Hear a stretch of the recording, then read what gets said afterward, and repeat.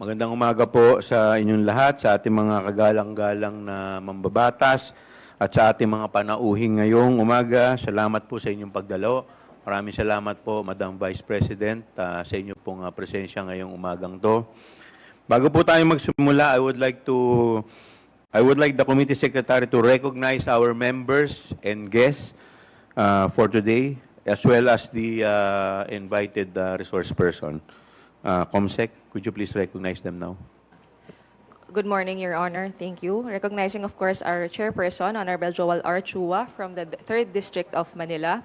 Our Senior Vice Person, Honorable Bienvenido M. Abante Jr. from the 6th District of Manila. Honorable Romeo M. Acop, Vice Chairperson from the 2nd District of Antipolo City. Honorable Arnan Panaligan, 1st District of Oriental Mindoro.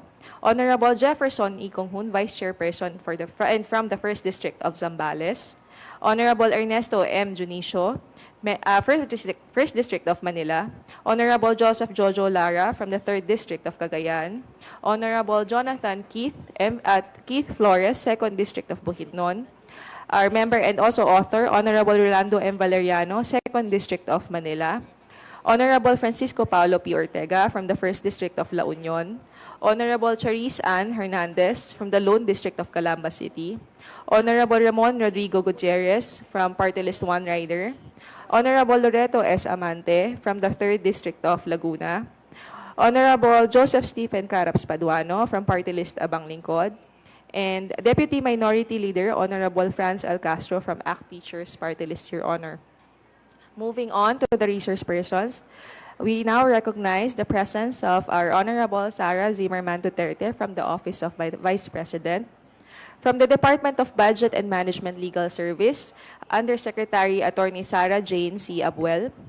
From the Department of Budget and Management as well, Assistant Director for Legal Service, Rosemary D. Pagala. From DBM, Office of the Secretary, Department Relation Unit, Mr. Mark James S. Evangelista. DBM Assistant Secretary for Budget Preparation and Execution Group, ASEC Mary Ann Z. De La Vega. Undersecretary for Functional Group, Head of the Budget Preparation and Execution, USEC Rolando U. Toledo. We now recognize our resource persons from the Commission on Audit.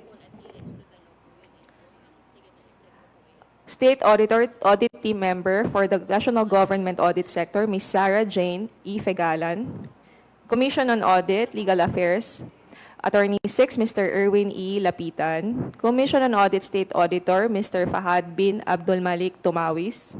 Commission on Audit, Ms. Sailene May L. Del Campo.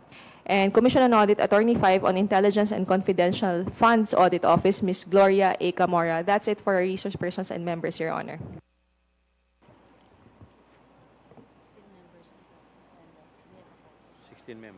Your Honor, may I announce as well that we have 16 members in attendance and we have a quorum. Thank you, Comsec. With that, we will now proceed to the next item. Magandang umaga po sa ating lahat. I would like to read Section 29, Paragraph 1 of Article 6 of the Constitution. No money shall be paid out of the Treasury except in pursuance of an appropriation made by law. And Section 24 states that all appropriation, revenue and tariff bills, bills authorizing increase of public debt, bills of local application, and private bills shall originate exclusively in the House of Representatives. But the Senate may propose or concur with amendments. In a democratic republic such as ours, governmental powers are divided among 3 branches. Power of the sword to the executive, power of the pen to the judiciary, and the power of the purse is assigned to Congress. The power of the purse directly affects the lives of the people. We, the legislature, assumes the role of formulating spending and taxing policies. Saan huhugutin at paano gagastusin? Ang gastusin ng gobyerno at ang buwis na ipinapataw sa mamayang Pilipino upang suportahan ang mga gastusing ito ang nagdidikta kung saan ito ilalaan na siyang nakakaapekto sa galaw at paglago ng ekonomiya. Ito rin ang paraan upang magkaroon ng income redistribution. May 4 na parte sa budget process. Number 1, preparation. Number 2, legislation. Number 3, execution. And number 4, accountability. Habang ang ehekutibo ang naghahanda ng budget, tayo sa Kongreso ang nagbabalangkas ng batas ng budget. Implementation is with the executive at accountability ay nakalagak sa parehong Commission on Audit at Kongreso bilang parte ng ating oversight function. Para sa kaalaman ng lahat, the power of the purse and the role of Congress does not end with the passage of the General Appropriation Act. Kailangan malaman ng Kongreso paano ipatutupad ang appropriation law para siguraduhin na maayos itong ginastos at nakamit ang mga targets or desired outcomes ng bawat ahensyang nalagak ng pondo ng bayan. We have to ensure that funds are spent solely for purpose for which they have been appropriated. Kabilang dito ang pagsisiguro na ang paggasta ay may tamang otorasyon ayon sa legal intent at purpose. Dapat panagutin ang mga ahensya sa pondong kanilang ginagastos. Kabilang na dito ang pagsisiyasat kung saan inaalam sa taong bayan mismo kung ang mga programang nilagak ng pondo ay naipatupad nga at nakarating sa kanila ang mga serbisyong pinondohan. Dahil sa pagsisiyasat kung nagagawa nga ng mga ahensya ang kanilang trabaho, ang Kongreso ay maayos na nakabalangkas ng appropriation law. Anong programa at ahensya ang dapat dagdagan ng pondo? Alin ang dapat bawasan at aling programa ang dapat nang ihinto? While existing laws provide the executive some flexibility in budget implementation, mahalaga para sa Kongreso na siguruhin ang executive decisions over the budget ay ayon sa intent and priorities set in the General Appropriation Act. Karapatan ng Kongreso humingi ng paliwanag mula sa mga ahensya ng ehekutibo ukol sa kanilang pinansyal na desisyon, kabilang na sa pag-withhold, delay ng release ng pondo. Realign, transfer of fund mula sa isang ahensya papunta sa isa pang ahensya o kapag nagkaroon ng karagdagang utang. Effective budget oversight requires access to financial data that can be used to verify or validate agency reports. Sa madaling salita, importante sa Kongreso na sagutin ang mga katanungang may kinalaman sa paggamit ng pondo. Importante din na ang isang independent constitutional body kagaya ng Commission on Audit na may presensya sa lahat ng government offices upang matulungan ang oversight initiative ng lehislatura. Ito ang power of the purse ng Kongreso. There may be arguments of extending parliamentary courtesy to several high offices of the executive. But I ask this, is parliamentary courtesy more important than safeguarding the budget to ensure proper utilization and allocation than asserting the power of the purse? Is parliamentary courtesy going to answer for social programs needing allocation? Paano naman ang parliamentary courtesy na sagutin ng Kongreso paukol sa paghingi ng pondo ng isang ahensya at paggamit nito upang epektibong magawa ng Kongreso ang kanyang tungkulin sa proseso ng budget? With this, I now recognize the Honorable Rolando M. Valeriano of 2nd District of Manila for his remarks.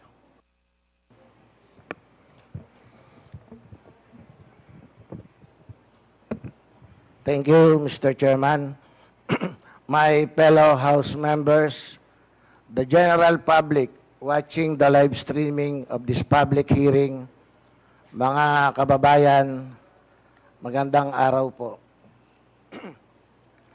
Nagpapasalamat po ako sa liderato ng Kamara sa kanilang referral ng aking September 3 privilege speech dito sa Kapita-Pitagang Committee on Good Government and Public Accountability.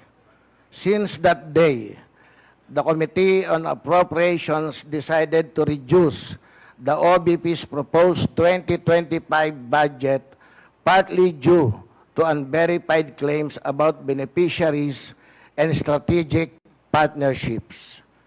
Ang pagtanggi ni Vice President Sara Duterte na sagutin ang mga tanong tungkol sa kanyang panukalang budget at ang questionable niyang paggastos sa mga nagdaang OBP budget na sinita ng Commission ng Audit ang mga dahilan kung bakit tayo narito ngayon.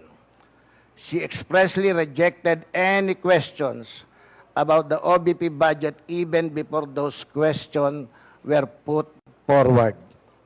Her claim of leaving it to the House to do what it thinks is right is just a palusot, a smokescreen, a cover because she does not want to provide proof for the numbers she stated in her PowerPoint presentation. The OBP socioeconomic programs are supposedly for implementation in the National Capital Region only. The OBP budget do not indicate any allocation or distribution for the provinces. Mahigit 3 weeks na po mula nung unang OBP budget hearing. Pero hanggang ngayon, hindi pa rin nagsusumiti si BP Sara o sino man sa Office of the Vice President ng solidong dokumento o detalye na magpapatunay sa mga sinasabi nila sa kanilang presentasyon. She expected us to take at face value the figures in her presentation when there is much reason for us here in Congress to doubt the veracity of the figures in the presentation. We have not seen any paper trail or electronic trail that would serve as evidence of beneficiaries and partnership agreements. Kung totoong may mga beneficiaries, imposibleng hindi mabalitaan na masino mang district congressman sa Metro Manila, lalo pa tinatayang 2 milyong beneficiaries ang nakinabang sa loob ng 2.5 taon at ang halaga ng pondo ay halos 4 billion pesos para sa 2022, 2023 at 2024. Our field offices for constituency relations will know when such massive amounts are being disbursed and when throngs of peoples line up as beneficiaries because these activities need the participation of local government units and their offices. Umaasa akong maliwanagan at mabigyan ng tamang impormasyon ng mga resource person mula sa Commission on Audit, mga LGU sa National Capital Region at ng mismong Office of the Vice President hinggil sa mga kaduda-dudang paggastos ng pondo ng bayan. If they have evidence of how the OBP spent the budgets on socio-economic programs from July 22 to the present, I hope they will be entered into evidence after the resource person are sworn to tell the truth and nothing but the truth.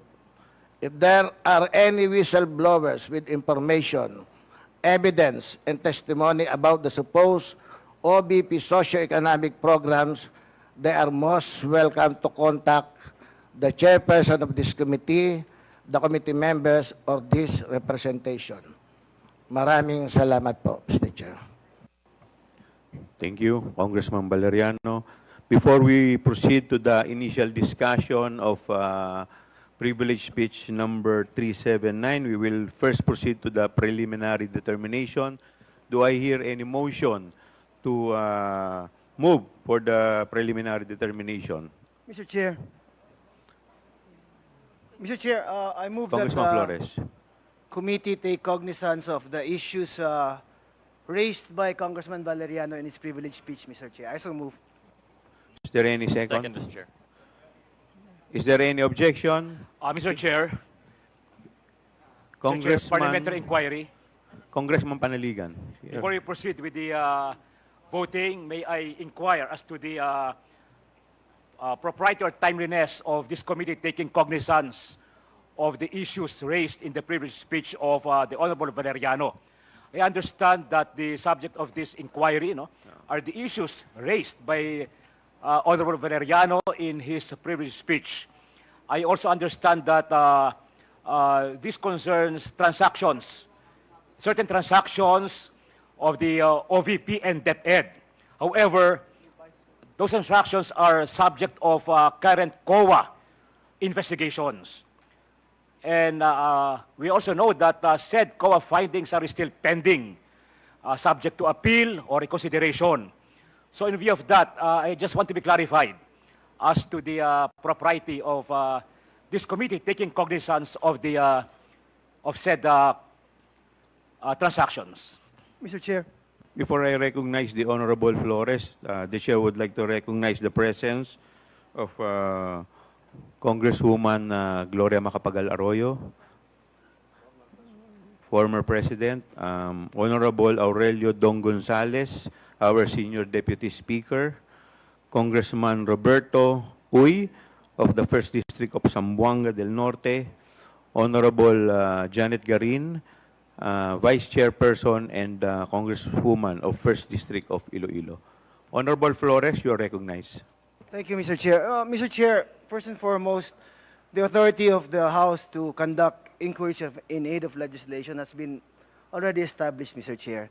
Not only is it provided for by the Constitution, Mr. Chair, it has also been well settled in jurisprudence and in Supreme Court decisions that the House may conduct inquiries in aid of legislation. We are not here to replace the findings of the COA, Mr. Chair, so it should not in any way interfere with the investigation also being conducted by the COA. We're just here to find out if we could, through legislation, either improve it or protect it or whatever, Mr. Chair. So I think the presence or the fact that there is already a COA investigation should not deter the House from conducting its own inquiries, Mr. Chair, in accordance with, of course, Article 6, Section 21 of our Constitution, Mr. Chair. Thank you, Honorable Flores. Mr. Chair, Honorable the Vice Chair, Congressman Benny Abante is recognized. all right.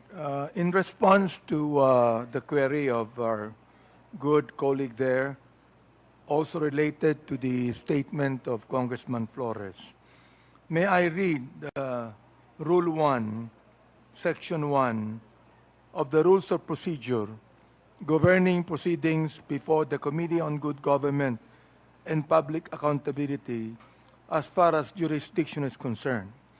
It says here, and I quote, "The Committee on Good Government and Public Accountability shall have jurisdiction over all matters directly and principally relating to malfeasance, misfeasance, and nonfeasance in office committed by officers and employees of the government and its political subdivisions and instrumentalities, inclusive of investigations of any matter of public interest on its own initiative or upon order of the House," Mr. Chair. Did that satisfy you, Congressman Panaligan? Thank you very much, Mr. Chair. Thank you. We will now proceed. The Chair will now rule on the motion to move for the preliminary determination of privilege speech number 379. Is there any objection? Hearing none, the motion is carried. Mr. Chair, Sino yun? Honorable Lara, you recognize. thank you very much, Your Honor, Mr. Chair. I would like to make a manifestation, Mr. Chair, that during the budget deliberations, there are issues raised concerning the fund utilization of DepEd. In the manifestation of Representative Jervil, Jinky Beatrix R. Luistro of the 2nd District of Batangas, during the budget hearing of the Department of Education o DepEd sa Committee on Appropriations dito sa Kamara, kung saan hinikayat niya na magkaroon ng investigasyon paukol sa kapalpakan ng ahensyang mag-deliver ng mga computer units in good condition sa mga end users, mga guro at estudyante at iba pang isyong may kinalaman sa paggamit ng pondo ng bayan ng naturang ahensya upang makita natin kung mayroon bang misfeasance, malfeasance, o nonfeasance. Sa madaling salita, Mr. Chair, I wish to manifest that this committee, the Committee on Good Government and Public Accountability, determine whether there is misfeasance, malfeasance, or nonfeasance, at kung may mga paglabag ang mga kawani ng naturang ahensya sa kanilang mga tungkulin bilang mga kawani, Mr. Chair. That is exactly where we are heading, Congressman Lara. Salamat, Mr. Chair. And to continue, as manifested by Congressman Lara, the committee, by a majority vote of all members, decided to conduct a motu proprio investigation on the September 10, 2024 manifestation of Congresswoman Luistro during the budget hearing of DepEd, particularly on the agency's failure to deliver computers in good condition to end users and other issues concerning its budget utilization. Since this is a motu proprio inquiry, and we are still waiting for the authority to proceed from the Committee on Rules, the hearing is suspended until we have receipt of the said authority to proceed. Is there any objection? The hearing is now suspended.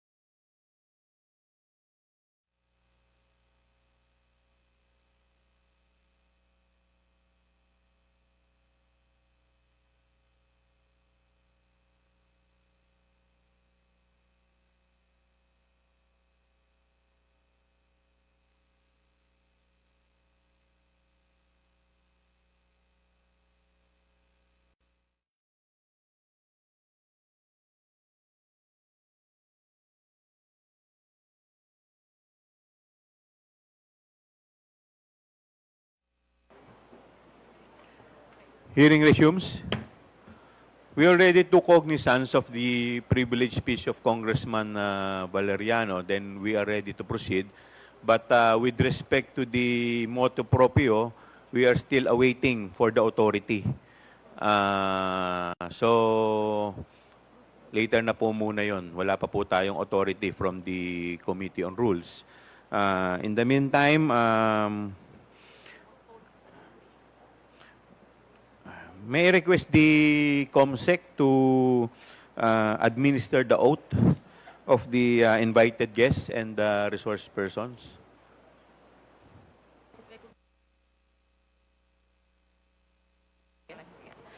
Thank you, Your Honor. To all the resource persons invited, kindly stand up and raise your right hand, please. Representatives and resource persons from the Office of the Vice President, COA, and DBM po. Thank you, ma'am. Mr. Chair, Yes, the Honorable yes, Vice when you President. sent a letter to the Office of the Vice President, you attached a copy of the rules Okay. in aid of legislation. Yes po. Yes, sir. Nakalagay po doon na witnesses lang po ang ino-oath. Sabi niyo po ngayon sa amin, resource persons kami. Ang ano po, considered as resource person po. Ang ano po. Kayo po. Kaya nga po. Yes po. Lahat po ino-oath po.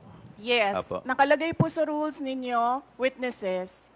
Nakalagay po dito ngayon sa table, resource persons. Lahat po considered as resource person and witness. Lahat po naman kayo, lahat resource person pa eh. Wala pa naman po tayong tinatawag na, lahat po considered as resource person pa lang po. Right. Opo. Ang nasa rules ninyo, witnesses lang po ang nag-o-oath. Wala po kayong rules sa resource persons.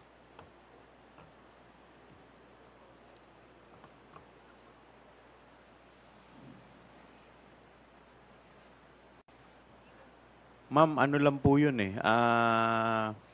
Yung term lang po yun eh. Pero considered as a resource person din po kayo eh. Yes, sir. Opo. Resource persons nga po Kayo nakalagay witness dito. din po at saka resource person po. Hindi nyo po sinabi na witness ako. Sinabi nyo po dito ngayon, resource persons. Ang nakalagay po sa rules ninyo, witness. Comsec, ano po yung pinadala po ninyo? Yun pong rules in aid of legislation.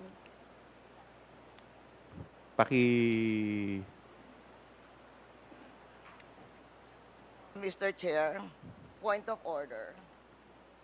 What is the point of order of the Honorable Because Congressman this issue about Macapagal? witness, resource person, etc., etc. Ma'am, pakilakas lang po, hindi po marinig. Persons and accused has been taken up in previous legislative inquiries in aid of legislation. I want to quote a December 8, 2008 hearing in the Senate, where Senator Miriam Defensor Santiago had an opinion on a similar situation, but she quoted a Supreme Court ruling. So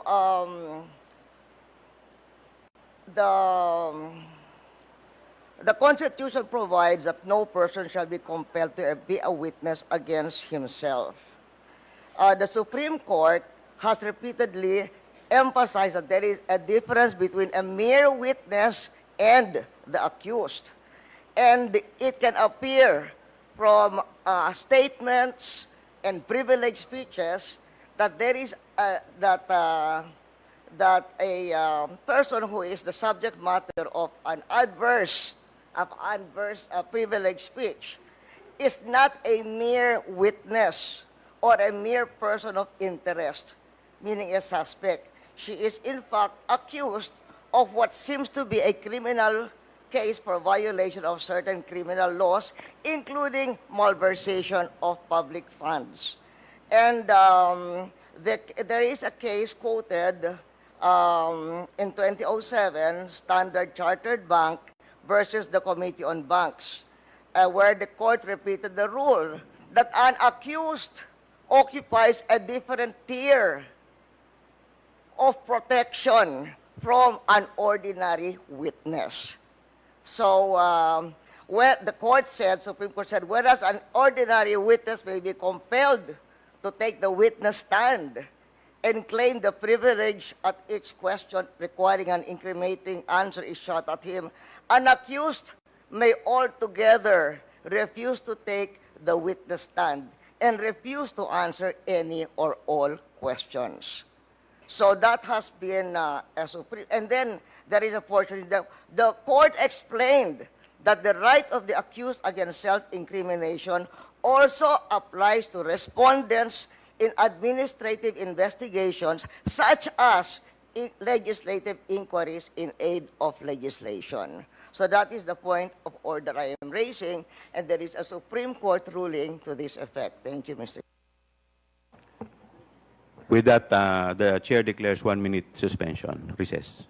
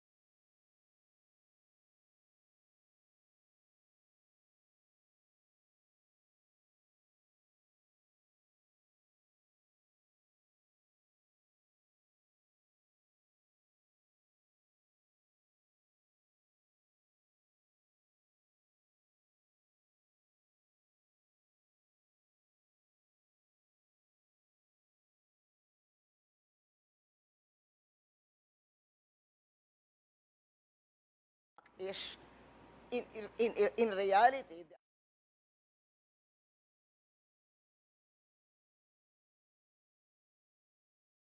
Madam Congresswoman Arroyo, may I know if, may I be clarified if the tenor of your point of inquiry is referring to the sub judice case or rule? referring to the sub judice case, but it is saying that when a witness, in fact, is in reality the accused.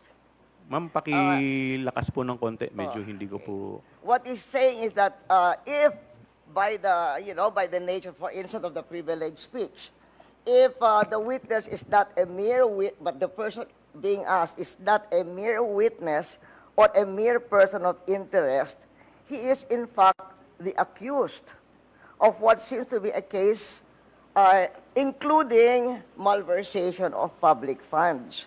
And the court repeated the rule that an accused occupies a different tier of protection from an ordinary witness. So from given what Miriam Defensor Santiago said and the Supreme Court ruling that she's quoting, we cannot, what do you call this? We cannot just trivialize. Kasi you're just a witness. You're a witness. Pareho na rin yung witness, resource person. They are not the same. The Supreme Court says they are not the same. And somebody who appears to be the accused has a different tier of protection from a witness. And in fact, can refuse to take the witness stand. Congressman Flores, you're recognized. Mr. Chair, this is an inquiry in aid of legislation, and no one is technically accused of any wrongdoing here, Mr. Chair. Mr. Chair, look at the speech. Ma'am, Look at the please, speech, Mr. Chair, ma'am, the privilege. please wait to be Mr. recognized. Chair, first. may I request a Wait. 1 I will, minute I will- recess? 1 minute. 1 minute Thank recess you. declared by the Yes. chair.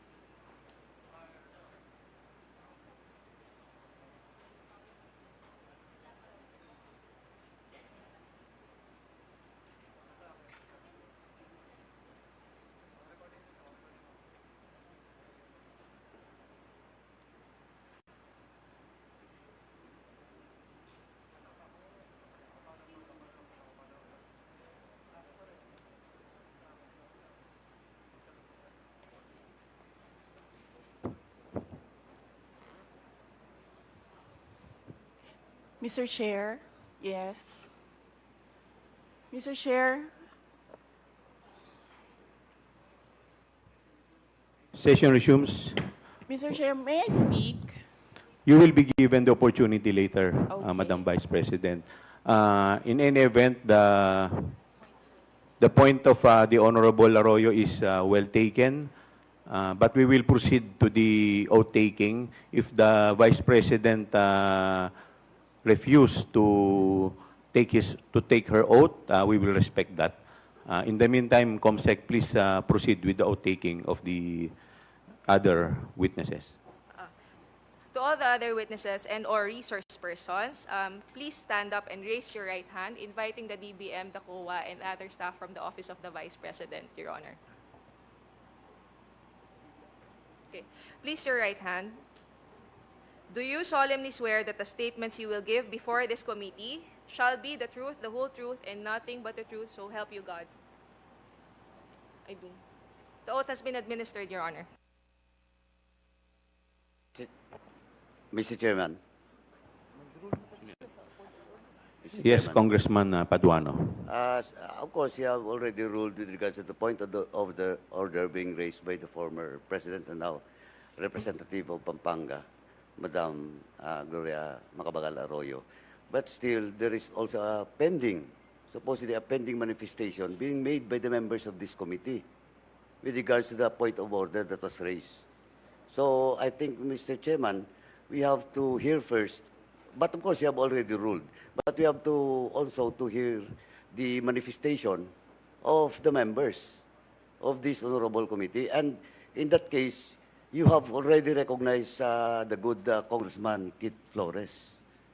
And I think it is just proper to recognize him once again. Thank you, Mr. Chairman. Thank you, Congressman Paduano. The Honorable Flores is recognized. Thank you, Mr. Chair. But I think the ruling was already made, Mr. Chair, and I will submit, Mr. Chair. Thank you, Congressman Paduano. We will now, let us also discuss the administrative matters. But before we proceed, the Chair would like to recognize the Honorable Bongalon of Ako Bicol, the Mr. Marvin Joshua paano to? Palitik of the Commission on Audit, State Auditor 3. Honorable Marlene Primicias Agabas, Deputy Majority Leader, 6th District, Pangasinan. The Honorable Marcoleta of Sagip. Honorable Micaela Swansing, 1st District, Nueva Ecija. The Honorable Ricardo Cruz, Lone District, Taguig Pateros. And the Honorable Filimon Espares of Co-op NATCO.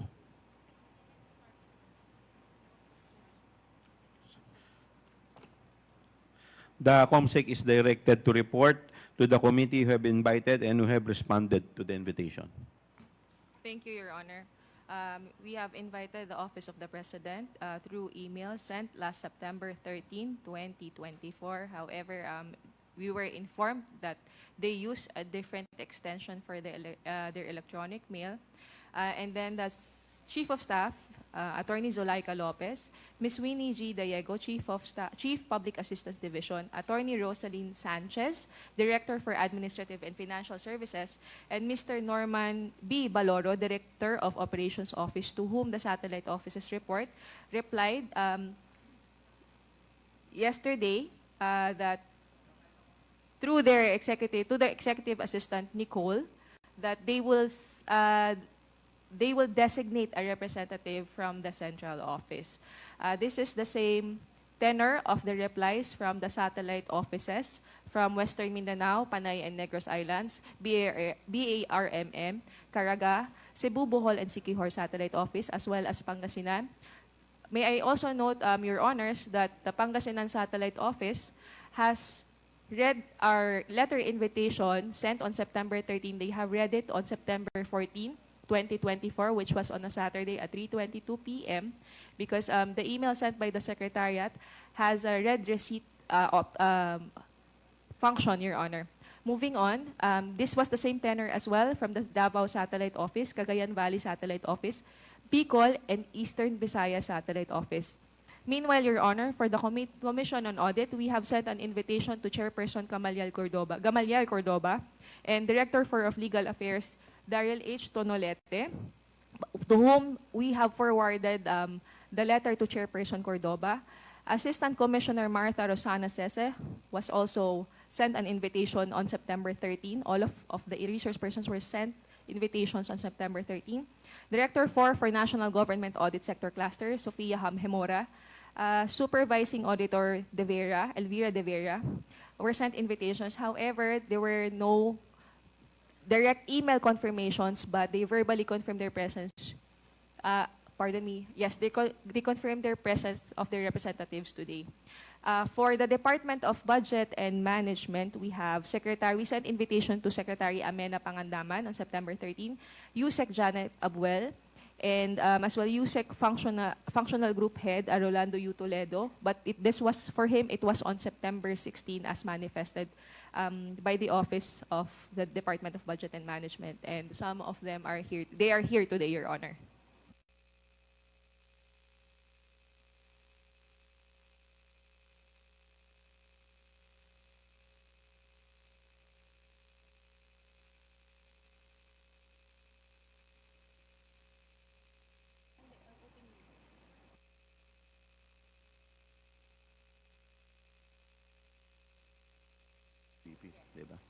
We will now proceed to before we proceed to the interpellation proper, the Chair will recognize the Honorable Vice President for her message. Yes, ma'am. You are recognized, ma'am.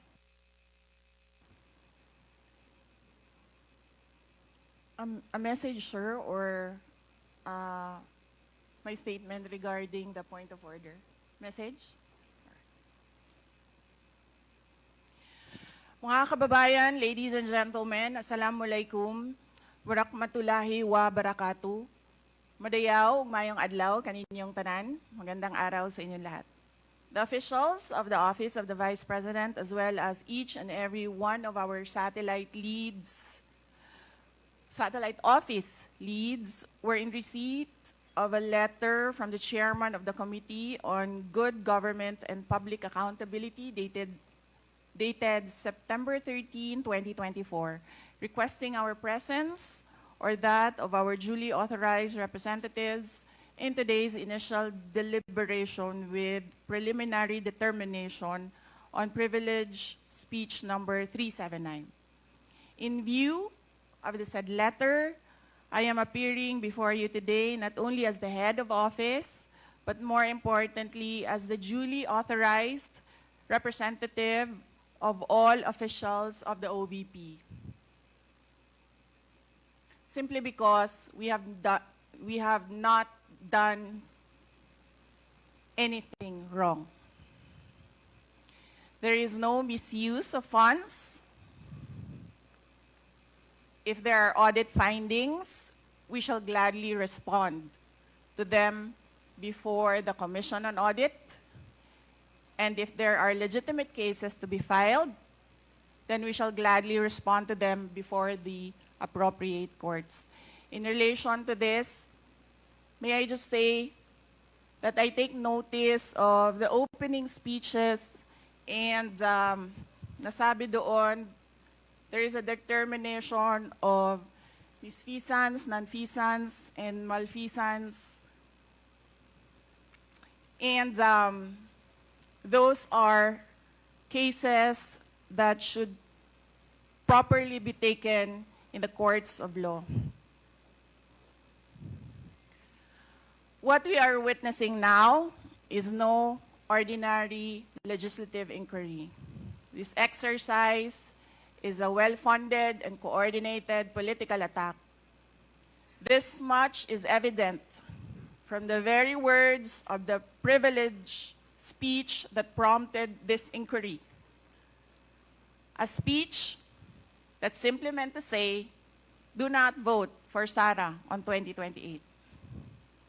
It is clear to me that this inquiry is not about misused funds, accountability, or governance. Instead, it is solely aimed at discrediting my name and my office to prevent future political contests. I have publicly stated my reasons as to why I've chosen not to defend the OVP's budget proposal for 2025. I have narrated the issues I encountered in previous years, which can easily be confirmed by looking at the NEP, the GAB, and the GAA for fiscal years 2023 and 2024. Further, I have even shared the drama that transpired last year regarding the confidential funds.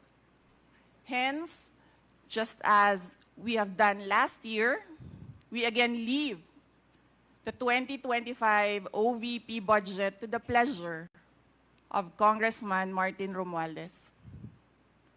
I am not asking for any special treatment, nor am I asking you to uphold any tradition.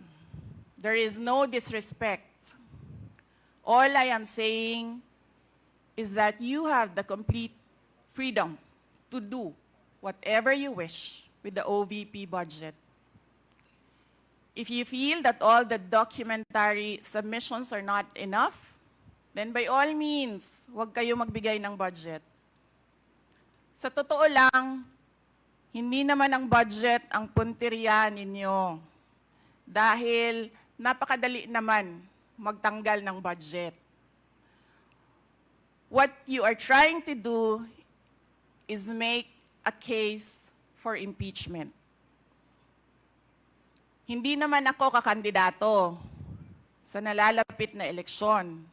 Hindi ako namumulitika.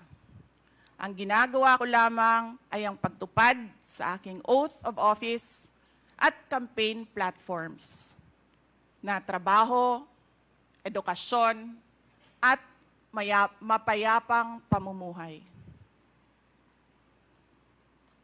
Sinabi ko na noon at ilang beses ko nang inulit na hindi ako ang problema ng bayan na ito. Ang totoong problema ng bayan ay kagutuman, kahirapan, iligal na droga, kriminalidad, terorismo, hindi na sapat na healthcare, kalidad ng edukasyon, kawalan ng plano ng infrastruktura para sa disasters, at marami pang iba. So, you may try to destroy me, you can skin me alive, and throw my ashes to the wind. But let it be known, you will find me unbowed. I will continue to serve the Filipino people no matter the personal cost or political intrigue. Having said that, I will not allow myself to be subjected to an inquiry based on an empty privilege speech, just so you can attack me and do indirectly what you failed to do directly during the budget hearings. I therefore request this committee to terminate this inquiry for its clear lack of any proposed legislation or substantive matter for discussion. Shukran.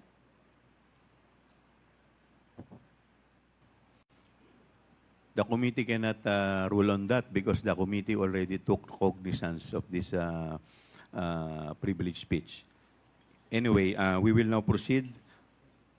Next, Chair. we will recognize the Mr. representative from COA, Mr. Chair, ay Congressman Marcoleta. may I please raise a parliamentary inquiry? What is your parliamentary inquiry? Thank you, Mr. Chair. The rules of the committee says that this committee only acquires jurisdiction on matters of nonfeasance, misfeasance, malfeasance.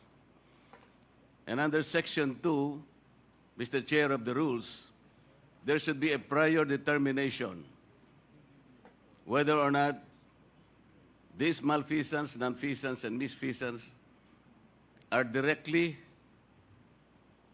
or specifically relating to the persons charged of this. Has this committee made a prior determination of this? And if so, when did it happen? And where is the order specifying that the committee has just reached a prior determination? This is very important, Mr. Chair, because the rules also says that after determining or making a prior determination, this committee will set an order, and that is the only way that this committee acquire jurisdiction over the person's subject matter of this inquiry. And that particular order of prior determination will set out the parameters. If I can make a comparison, Mr. Chair, in regular court, it is called pre-trial order, where the parameters of the inquiry, the presentation of evidence or explanations or allegations are limited to that set of stipulation. So considering, Mr. Chair, and I assume that there is no prior determination, I do not think how we can start the meeting today because we are supposed to observe the rules. I am referring to Section 2 of the rules of this committee, Mr. Chair. Thank you. Thank you. To answer that, Congressman Marcoleta, we have already ruled on the preliminary determination a while ago. Medyo na-late na po kayo. Now, with respect to your inquiry, that if we can proceed with this, considering that this is an investigation of malfeasance, misfeasance, and nonfeasance, let me walk you through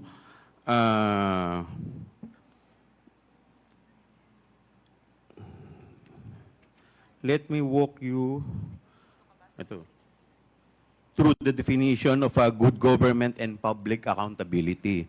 It provides that all matters directly and principally relating to malfeasance, misfeasance, and nonfeasance in office committed by officers and employees of the government and its political subdivision and instrumentalities, inclusive of investigations of any matter of public interest on its own initiative or upon order of the House. For the information of everybody, the issue on confidential fund is a matter of public interest.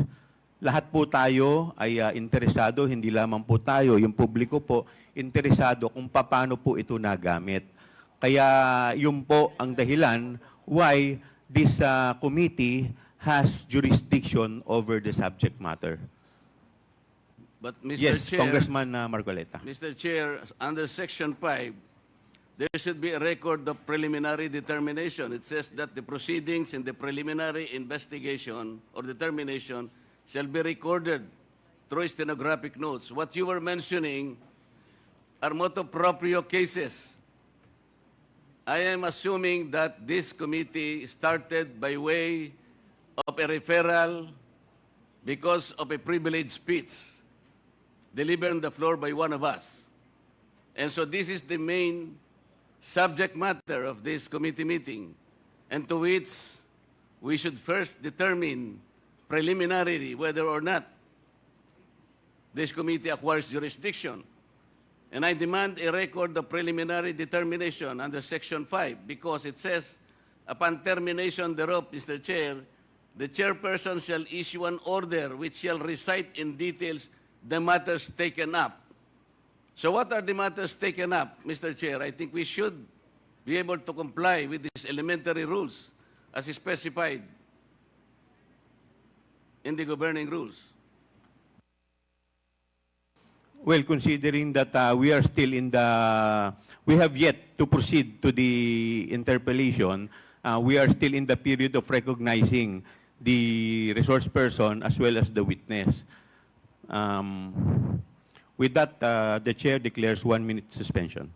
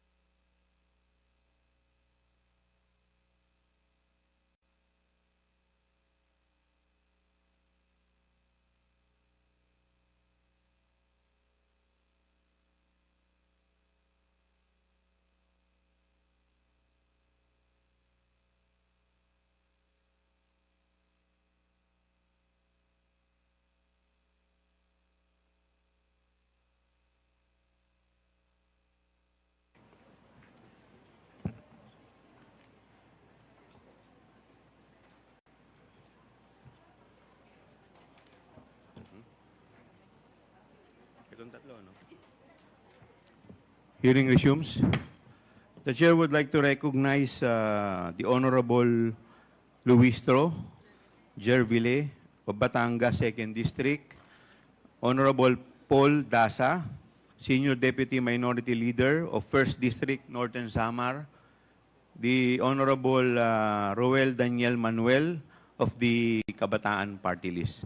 The chair, the committee would like to take note of the manifestation of the Honorable Marcoleta, but considering that the committee already took cognizance of the preliminary determination, we will proceed to the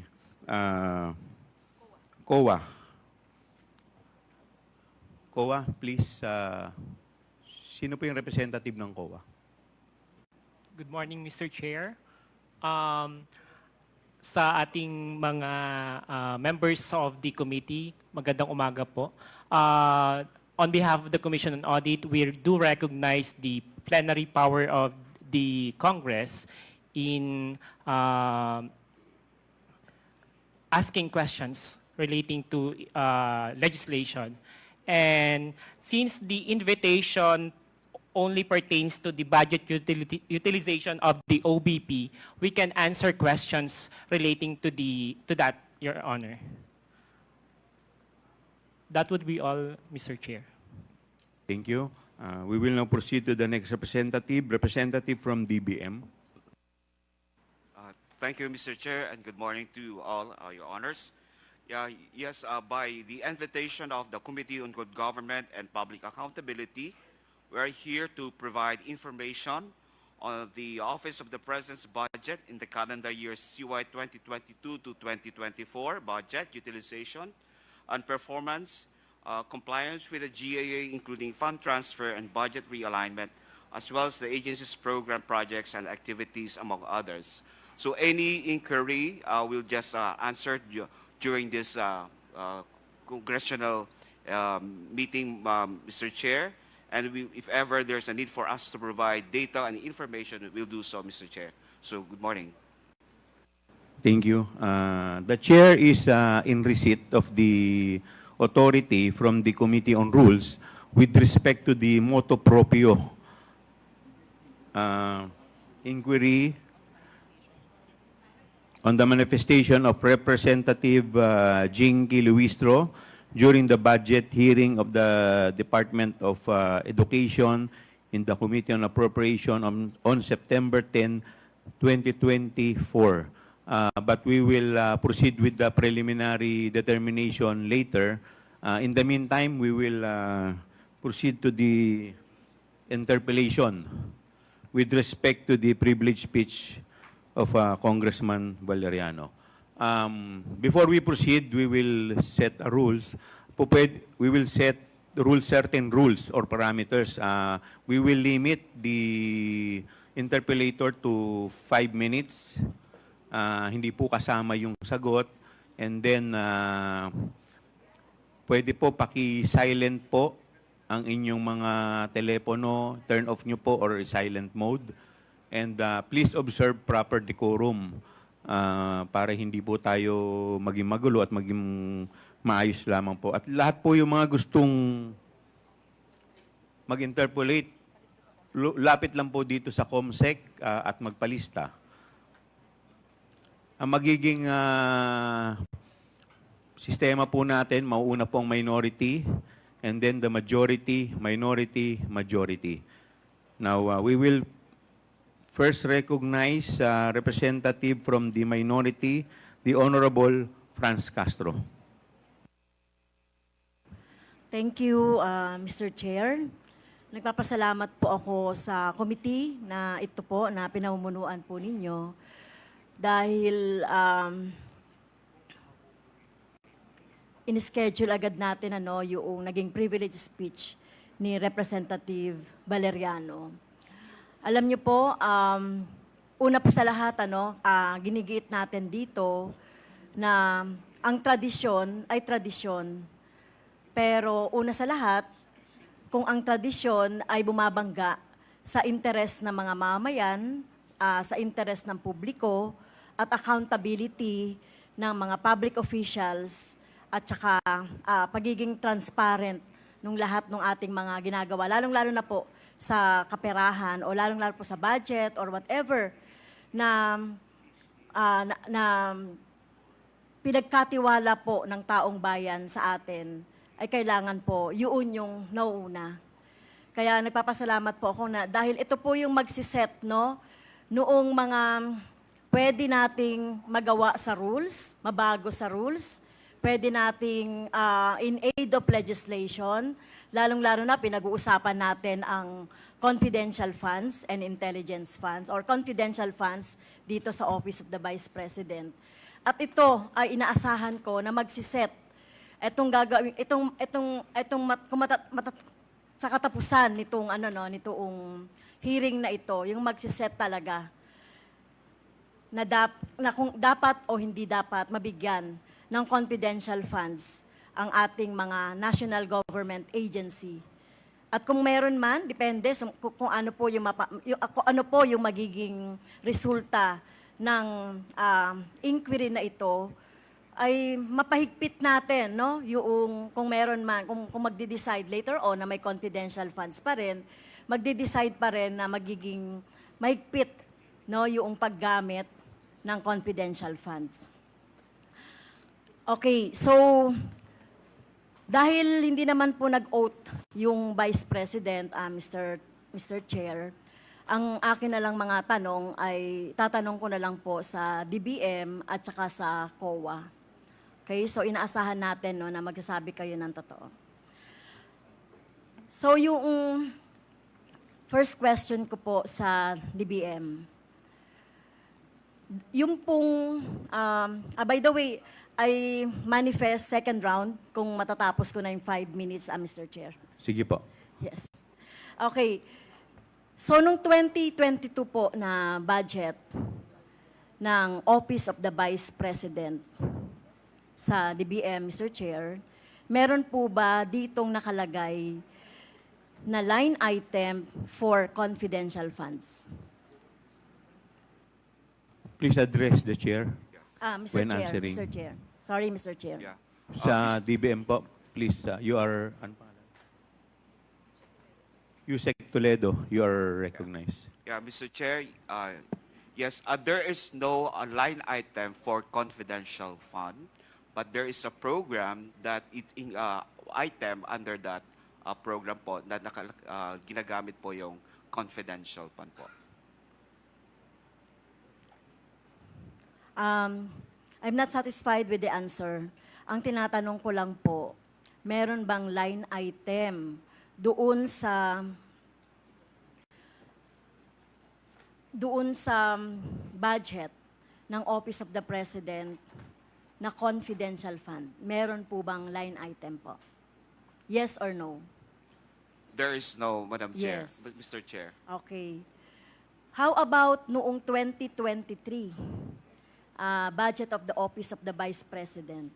Is there a line on about confidential funds?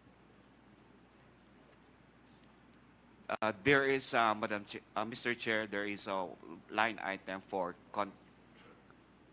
Magkano po, Mr. Chair, yung confidential funds of the Office of the Vice President for 2023? 500 million, Mr. Chair. Okay, you're correct. Kasi nandito naman, meron naman tayong dyan.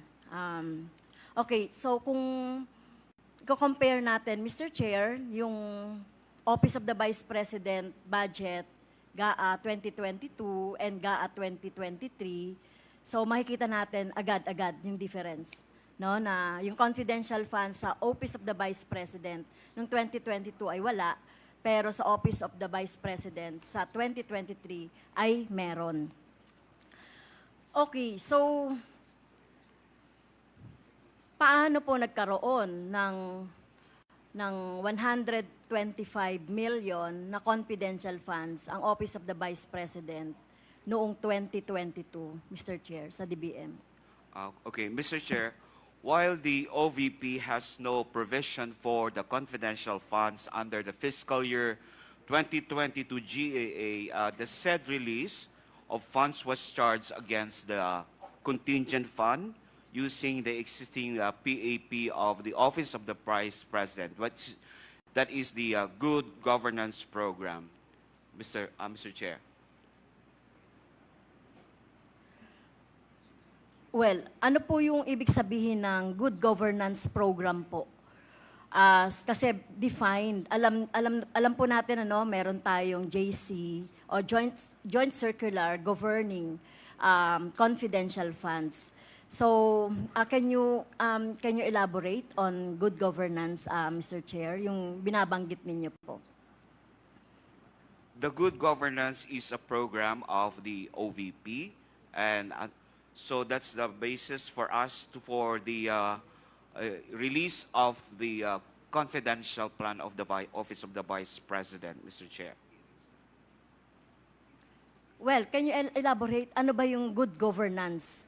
Dahil malinaw po doon sa rules or the joint circular governing confidential funds, yung mga pwede lang na ponduhan ng confidential funds, Mr. Chair.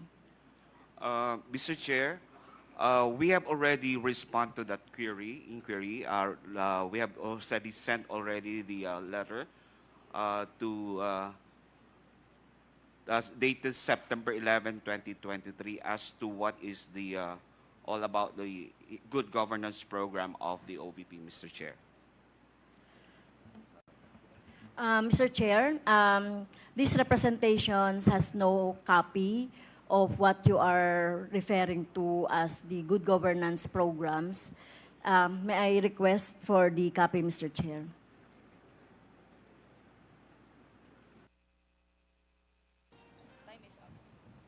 Please take note of the manifestation of Congressman Castro Comsec. Would you like to respond, Comsec? Your Honor, as to the part of the committee secretariat, we have not received a document from the Department of Budget Management. We have sent an invitation on September 13. We are not in receipt of a position paper or any document dated September 11, Your Honor. It might be a different committee. Okay, but just the same, yes, I may respond to the inquiry as far as what is all about the good governance program, particularly the good governance engagement and social services projects. This is in consideration of the urgency of the safe implementation of various projects and activities of the Office of the Vice President across its satellite offices for the last, the conduct of its official engagement and functional representation in international and local events, the implementation of various projects and activities relevant to national security and peace and order, and implementation of the same with proper security and safety protocols for the benefit of the institution, Mr. Chair. Thank you, Mr. Chair. Ma'am, you only have 1 minute. 1 minute. Please wrap up your... Sige. So did the Office of the Vice President in 2022 asked for a budget for confidential funds for the DBM? Your Honor, Mr. Chair, for 2022, there is no request for the confidential in the budget, but we have, as mentioned, they have requests for the chargeable, we have requests for 2022, but that was charged to the contingent fund. There was so may request po ba o wala? Doon sa proposed budget for 2022, wala po. Pero saan po kinuha yung 125? Sinasabi nyo kanina, Mr. Chair, ay doon sa contingent fund. So, hindi po ba kapag merong request for a lump sum o merong ibibigay or pagkukuhanan yung lump sum, dapat may request? Okay. So, Yes, Mr. Chair. So during the implementation of the fiscal year 2022 budget, there was a request coming from the Office of the Vice President to release an additional requirement for the fiscal year 2022 budget.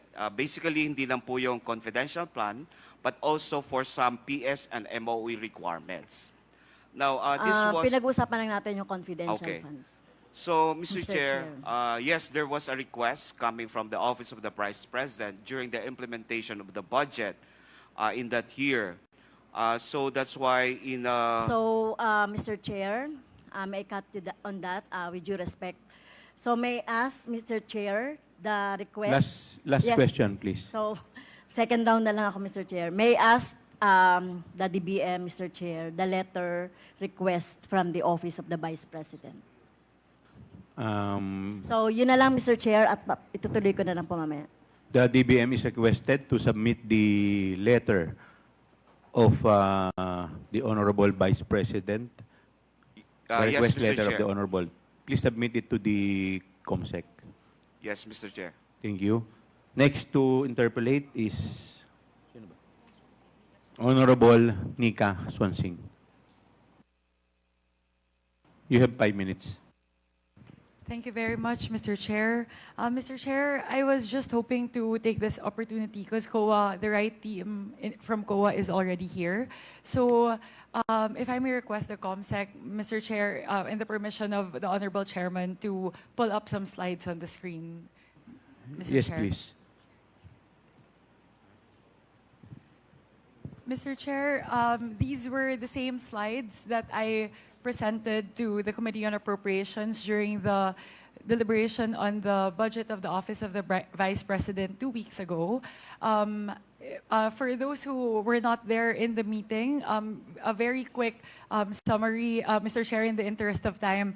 So these, the slides were put together based on the different documents submitted by COA in compliance to the subpoenaed duces tecum and accomplishment report submitted by the Office of the Vice President. And here, Mr. Chair, several things to note.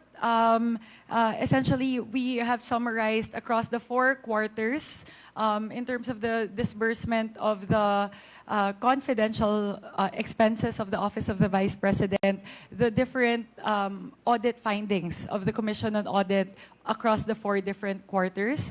So for Q4 2022, which is the subject of the notice of disallowance, it was found that there's a 73 million out of 125 million that was considered by COA as disallowed in audit.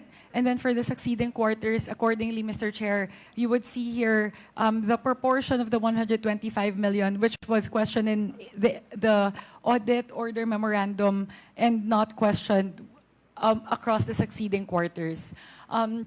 During the deliberations of the Office of the Vice President, President's budget, I directed a question towards COA to please enlighten us as to the grounds for the notice of disallowance for Q4 2022 and the 3 succeeding quarters which were subjected to the AOM, Mr. Chair.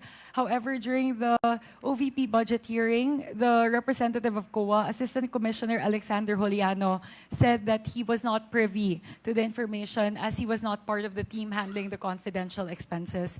So, Mr. Chair, I believe the team who did the audit is present in today's hearing. So if we may request, Mr. Chair, COA to please enlighten us for the 4 different quarters covered by the notice of the disallowance and the audit order memorandum, may we please request, Mr. Chair, COA to please enlighten us as to the ground. So perhaps, Mr. Chair, we can go quarter by quarter. We can first start with Q4 2022, which was the subject of the notice of disallowance. Any representative from COA? Mr. Chair, Attorney Gloria Camora, the State Auditor of Attorney the ICFAO, Camora. yes, will answer the question Attorney of the Camora, you're Honorable recognized. Congresswoman. Yes, good morning, Madam, Mr. Chair. As to the 2022 notice of disallowance, there were Ma'am, pakilakasan po ninyo yung boses nyo, hindi marinig. Okay.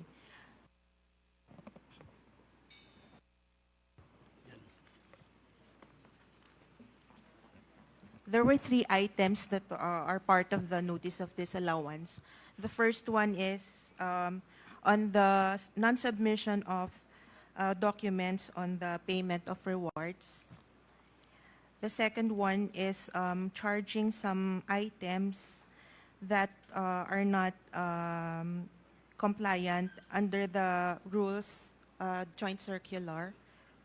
And the third one is non-submission of the revised accomplishment report of the office of the VP to the three regulatory offices, which are the Office of the President, the Senate President, and the Speaker of the House of Representatives, because what they have submitted was the original one, and they made an amendment, but as of now, they have not resubmitted the amended accomplishment report. Mr. Chair, if Please proceed, COA may Congresswoman please Swanson. enlighten to explain to us, because it seems a little bit technical po, as to how it was explained by COA. Kung pwede po maipaliwanag po sa atin in non-technical terms as to the grounds for the disallowance po. COA, paki-simplify po. Please explain it in layman's term. Yes po. Basically, the disallowances is because hindi po sila nag-submit ng required na documents under the joint circular. Mr. Chair, if we may move to the next slide. Please proceed. ComSec, next slide, please.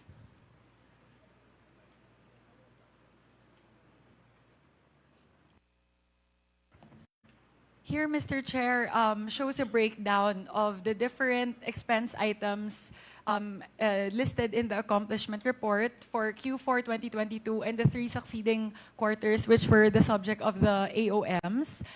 Mr. Chair, I would like to again throw the question to COA, because it seems to me, I am not an auditor, so it seems to me that across the 3 succeeding quarters, the categories that were flagged as questioned in the AOM are similar across the 3 succeeding quarters. So, pare-pareho po yung naka-orange po, payment of reward, yung provision of medical and food aid, at saka po payment of incentives or traveling relative to the confidential operation. So, Mr. Chair, if I may request COA to please enlighten us as to the reason why these categories seem to be repeatedly flagged across the succeeding quarters under audit.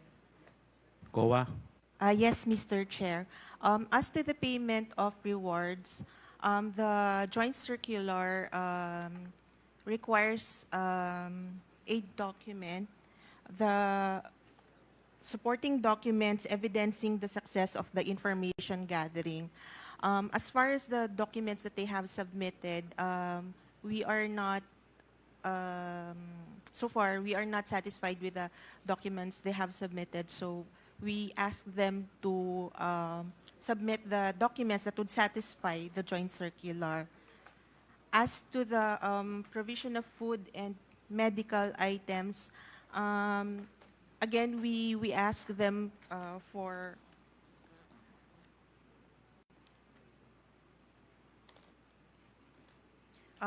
an explanation, since by themselves, food and medical aid appears to not fall under the expenses allowed by the joint circular. So we are asking for explanation on those items. And then, it's the same with traveling expenses, Mr. Chair. Mr. Chair, in the interest of time, I'll move to my final slide. You still have 1 minute. Okay, thank you, Mr. Chair. Clarificatory question sa Mr. Chair, kasi at least nandito na ba yung team sa COA. Last slide, please, ComSec. Here, Mr. Chair, I would like to ask COA, because very interestingly po, isa po sa mga napansin natin is the length of disbursement for the 125 million across the different quarters po. Meron po ba na information yung COA as to how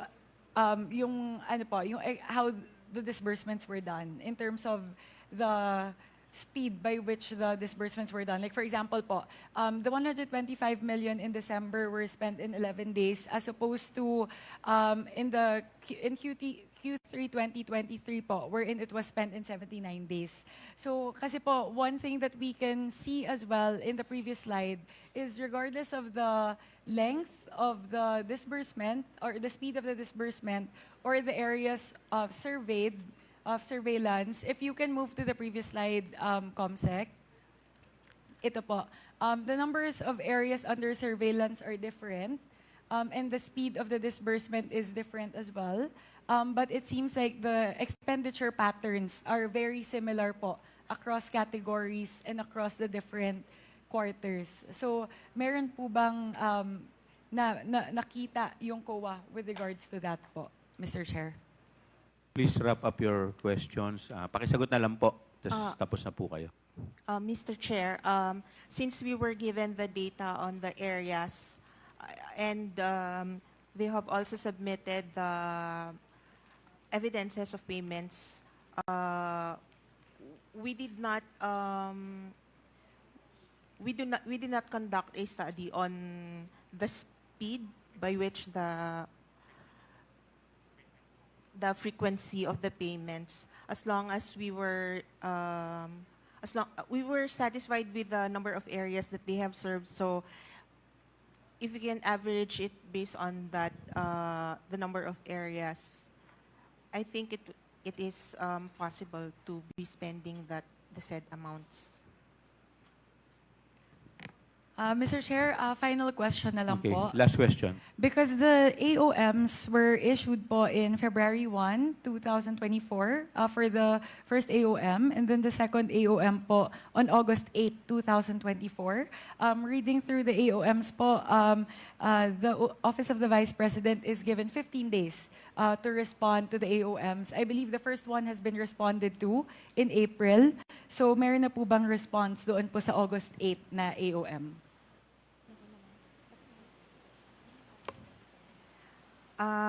Yes, Madam Chair, they have submitted their reply to the AOMs, and the audit is on the compliance is ongoing. Thank you very much, Mr. Chair. Those are my clarificatory questions po. Clarification because the team handling the audit is now here. So just wanted to clarify po dun po sa slides na present po nung nakaraang OVP budget hearing. Maraming salamat po, Mr. Chair. May I approach the table? Request 1 minute suspension. The chair declares 1 minute suspension.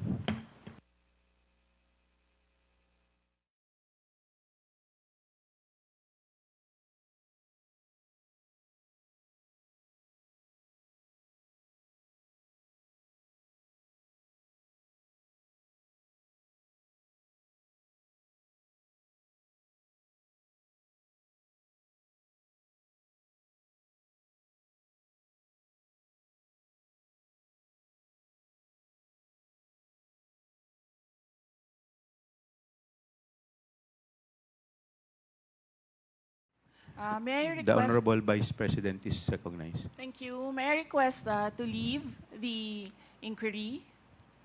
Ma'am, pwede naman po, considering na hindi naman din po kayo naka-oath and alam naman po namin, marami rin po kayong ginagawa.